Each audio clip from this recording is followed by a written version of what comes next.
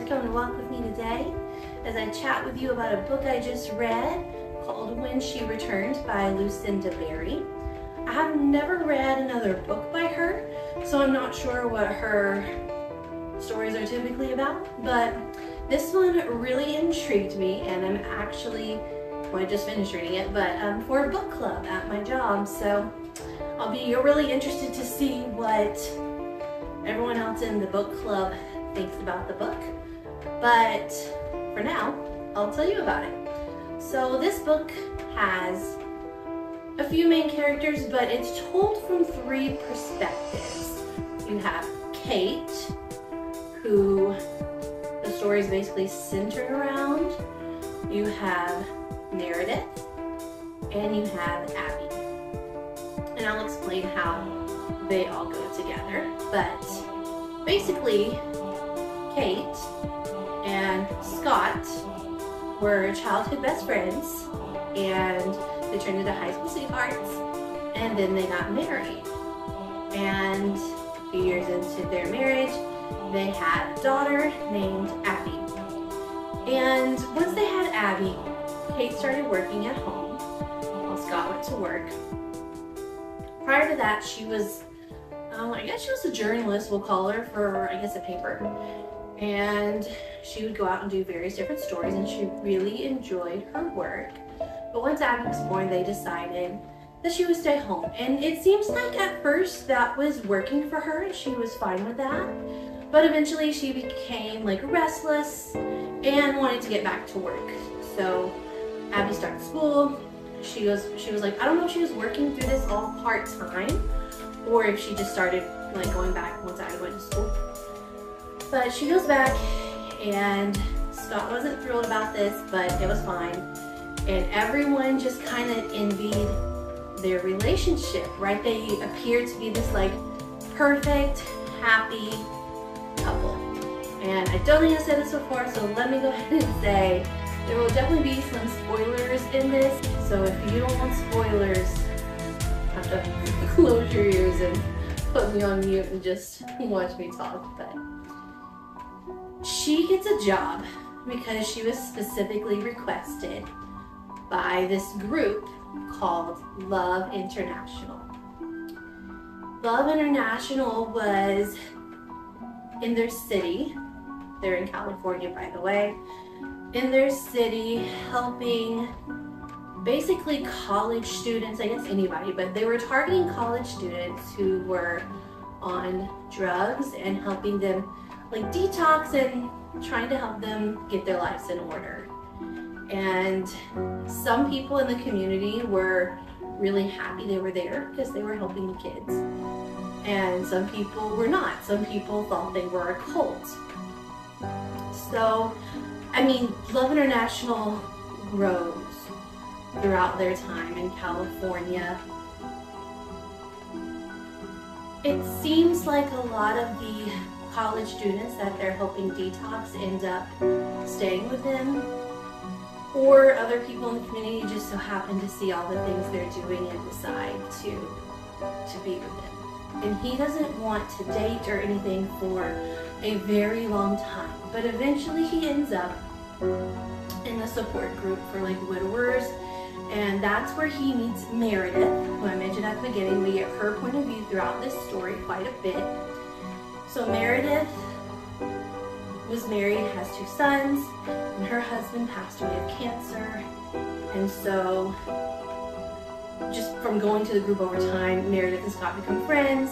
They are friends for years, like years, because they mention at the present point of the story that they're still kind of newlyweds. So they just recently got married, and Abby's 16, it's been 11 years, so he waited a while because he was holding on hope that Kate was going to come home. He didn't think she was dead. So they get a knock on their door.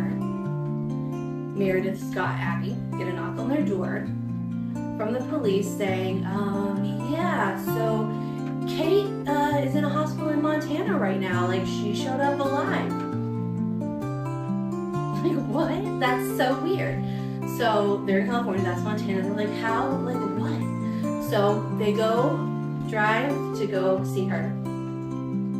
try to, they want to know, they want answers. And for Abby, it's almost like she's meeting her mom for the first time, because she mentions a lot in the story that she only has like a very small handful of memories. I mean, she was 5, and that most of her feelings or thoughts around her mom are things that she's seen in home videos, photos, things her dad has told her. So she's like really nervous. She's about to meet her mom for the first time. She's also, because she's a teenager, we're the age of social media, so for years now she's been looking on all these like forums and all these things about different theories about what happened to her mom. So she knows a lot of possibilities. They get to the hospital and we're in Abby's point of view, and she's basically thinking like, wow, my mom looks nothing like her pictures. I mean, given it's been 11 years, but I mean, she's like the mom, Kate. She's dehydrated. She's malnourished. She has like cuts, bruises, all kinds of stuff all over her body. You can just, she's lost a lot of weight. Like, you can just tell that she's been through something. So eventually the hospital detectives are there. They're talking to the family. Abby has to miss some of that, but Meredith is in the room with Scott, so she does get we get some point of view from there. But they basically say like they know that she's kind of been like Kate's been tortured, Kate's been threatened, and Kate's not really willing to say anything. She's acting very traumatized, like noises, movements, everything is scaring her. She doesn't want to put her baby down. She does recognize Abby, and she does say Abby's name, and she talks with her, but pretty much she doesn't say anything. She's like terrified. So she stays in the hospital for a minute. They get everything, like, give her fluids, try to help her out. Then I guess they decide at some point they're gonna like take her back home. Like, there's Scott and Abby and now Meredith, they're all living in the house that Scott and Kate used to live in. So that was probably really weird for everybody, but for Kate to go back to the home that she was living in with her husband, with her new child, and have to be like in the guest room, I imagine that's weird. But like, what are you supposed to do, right? And for me, I'm like, Meredith sticks around, and I feel like I don't know if I could stick around, because if your first wife comes back in the picture that's supposed to be dead, like, obviously y'all didn't end your relationship, you probably want to see what's going to happen there.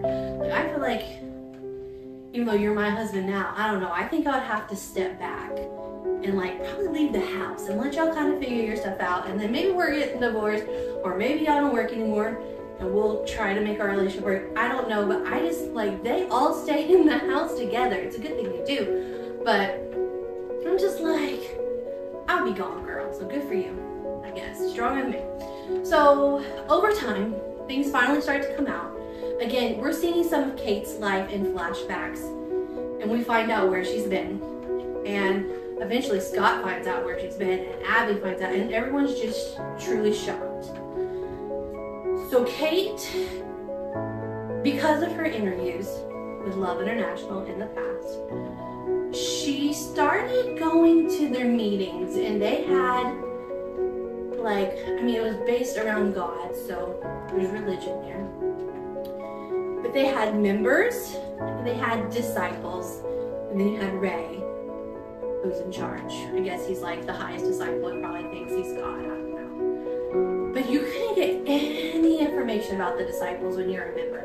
Members were free to come and go as they like, to invite people, to participate in as much or as little as they liked. Like, members, you're cool. Disciples were a whole nother level. And again, she didn't really get to know what that entailed, because that was very secretive. And I'm sure for a reason. So she goes to meetings.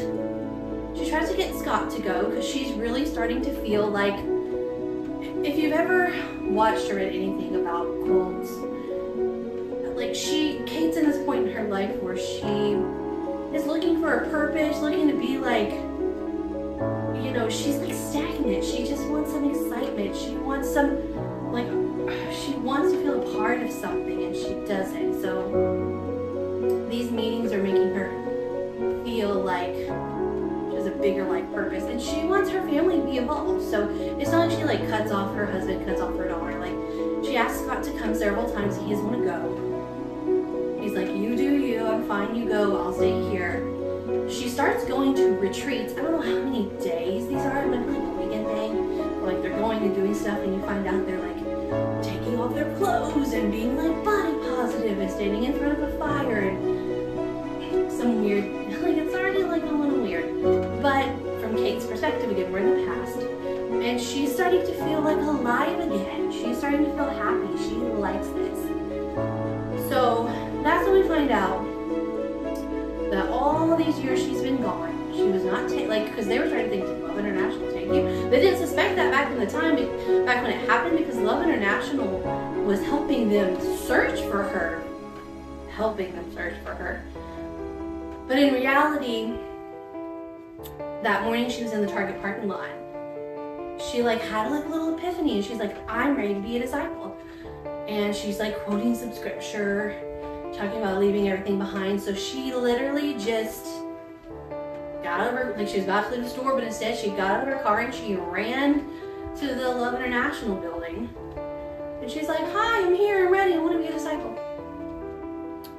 Now you hear her in her mind thinking about how they're going to, she thinks Ray is going to call Scott, let him know what happens. Like, they're, like, in her mind, she hasn't disappeared. In her mind, people are going to be informed. She didn't inform them, but she thinks they're going to inform them. But in that moment, he's like, are you sure? You're sure you're ready for all this? And she's like, yeah. So they put her in a van, take her out, I don't know how far away, but she ends up on in this like little ranch, so like country farm ranch house, and there's a cellar, and he puts her down there. Locks her up. Windows, it's dark, there's a lamp. There's like pretty much nothing to lay with. She mentions it smells like urine and like musty, and you know. And he like just kind of leaves. He comes back a few days later, and like she's like, okay, what's going on? I want out of here. What are you doing? And he's like, this is the first part of this like phase 1. Like, you have to be here for 40 days and 40 nights like Jesus was out in the desert. And she wants to leave, but she's like, what? And then he like manipulative tactics, like talking about how I thought you were strong enough for this. I really thought you had something, blah, blah, blah. So she decides to stay. She stays in the cellar for 40 nights, multiple phases of discipleship, and she continues through them.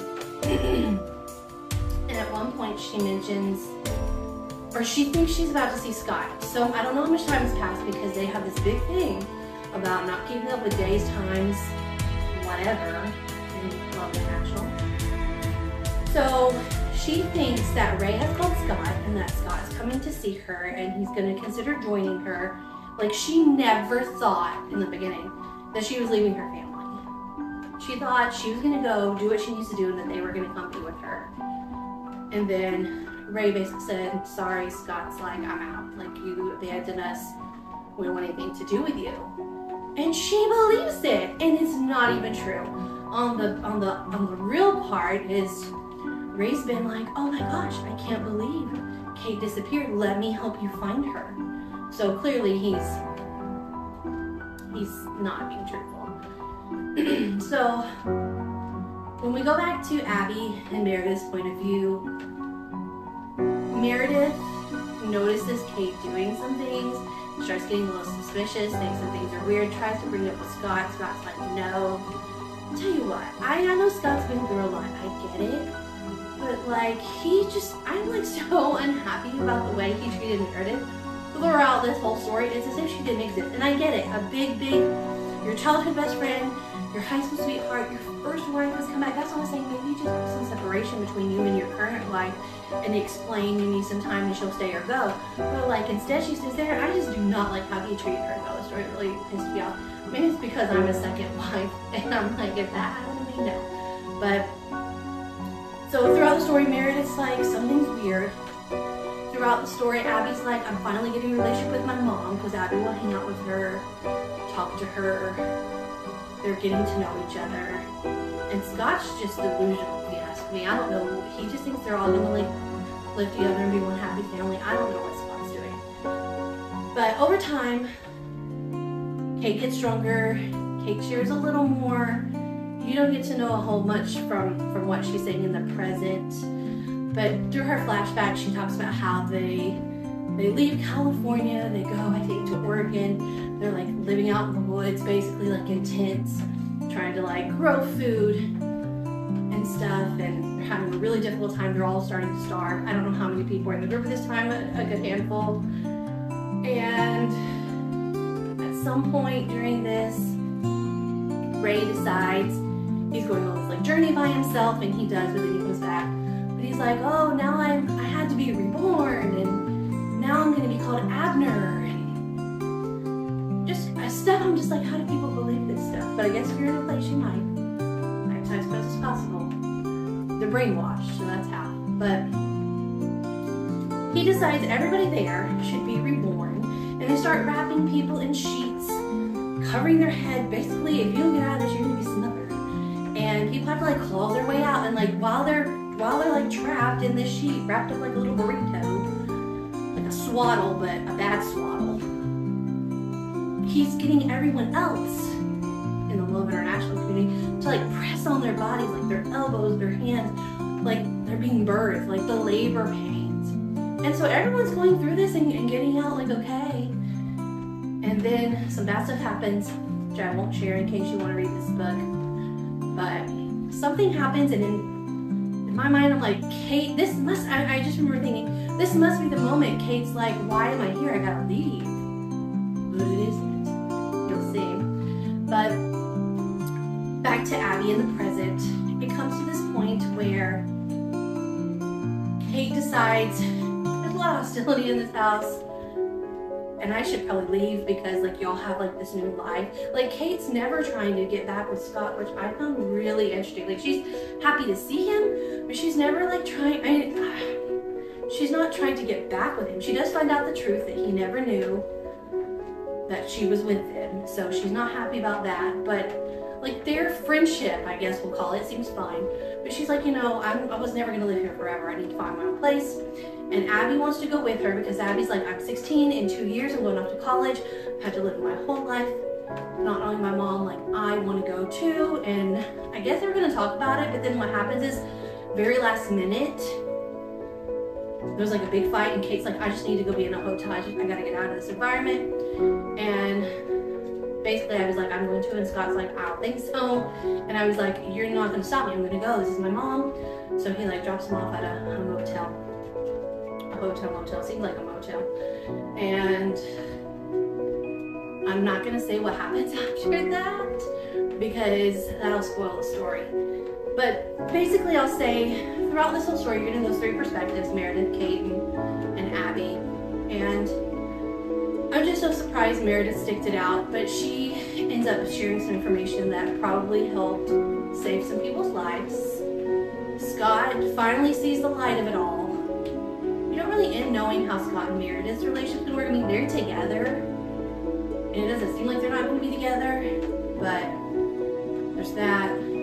Abby's relationship with her mom is going to change, and so is Scott's relationship with Kate. Like, things will definitely, like, I'm assuming there's not going to be a part 2. It's like wrapped up, but I was really, like, the story itself intrigued me, and I wanted to read it. It kept me engaged throughout the whole time, but I am really unhappy how it ended. I suppose it's a probably pretty realistic ending. I was just in disbelief that that's what happened. So if you like to read stories about cults, which I've watched a lot of documentaries about cults, but like this was different because you kind of got to see how someone got sucked into all that and then started believing stuff, and then it was like such a big mission and purpose for them. Like, so that was a really, I was really interested in seeing how that went. But you also get to see how it affects the people who, I guess we'll say, you leave behind, and what it can do to you. So thought it was a really good story. In terms of how I would review this book, I haven't even decided because the story wasn't bad. I'm just pissed about how it ended, even though it's probably realistic. So I don't know. Maybe I would give it like a 4 out of 5 stars, but I'll have to think on it. But that's what my gut is telling me. I would give Lucinda Berry her stuff. I might check out something else if I see anything that pulls my interest, but it was a different story. I haven't read a story like this before. So yeah, if you want to check it out, you can get it on Amazon and probably at most bookstores. And thanks for walking with me today. I'll see you next time.